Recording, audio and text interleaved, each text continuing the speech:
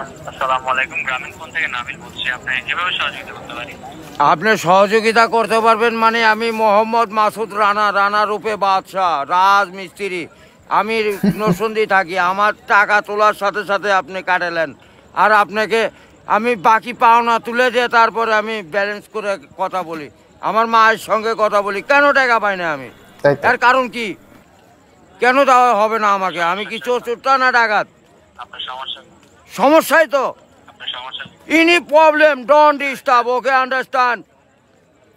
আপনি যখন লোন লাগবে তখন লোন দিবেন এই নাম্বারে। আমার মার সঙ্গে কথা বলতে হয়, আমি লোন ক্লিয়ার করি। তো আমাকে লোন দেবেন না কেন বলেন? আপনি বলেন।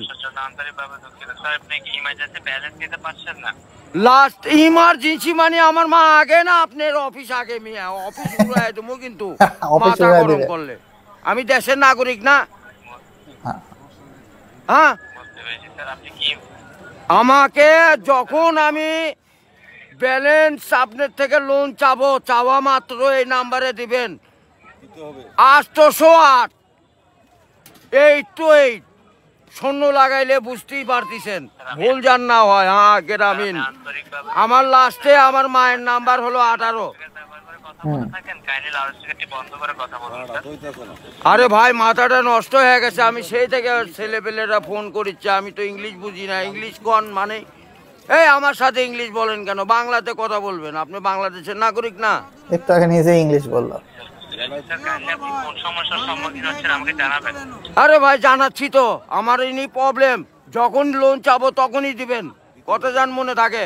আচ্ছা, চাচার লোন প্রয়োজন। আরে এই যে এতক্ষণ যে কথা যে বলাচ্ছেন, এগুলি কি আপনি টাকা লিখছেন না? লিখছেন কি না সেটা বলেন।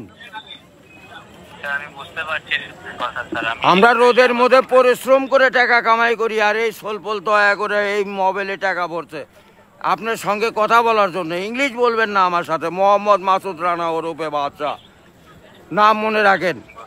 ভোটার আইডেন্টি কার্ডে যায় বলেন আমি কে, মনে থাকবে তো ভাই?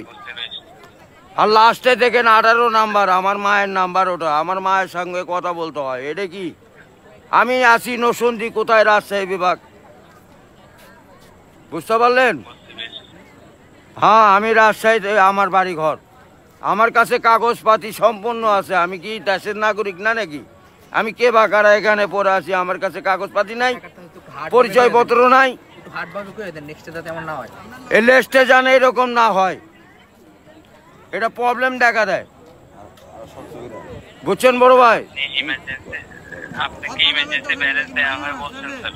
ও ভাই, আমি তো ইমার্জেন্সি ব্যালেন্স পাই, কাটাই তো দেই, কিন্তু আমাকে দিবেন কোন থেকে মনে জান থাকে ভাই, এইটুকুই বললাম। আপনার ব্যালেন্স যখন স্যার 30 টাকার নিচে, তখন স্যার আপনাকে ইমার্জেন্সি ব্যালেন্স দেওয়া হবে স্যার। হ্যাঁ, মানে চাওয়া মাত্র দিবেন। তারপরে যদি বাকি না দেয় সড়ক, তখন তো বলবেন। আমি তো এতদিন দিয়ে আসছি, আর এখন দিব না মানে? এখন তো দিবই আমি। জি, ওখানেই আটকে আছে। ব্যালেন্স অর্থাৎ আপনার মেইন অ্যাকাউন্টের ব্যালেন্স যদি স্যার 30 টাকার নিচে হয়ে যাবে, জি তখন স্যার আপনি ইমার্জেন্সি ব্যালেন্সের জন্য আবেদন করলে আপনাকে ইমার্জেন্সি ব্যালেন্স দেওয়া হবে। এ ভাই, টাকাই তো নাই, তার 30 টাকা কই পামু? 1 টাকাই তো ফোনে নাই।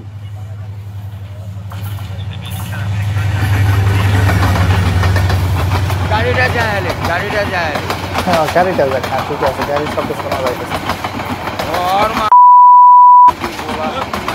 খুব খারাপ।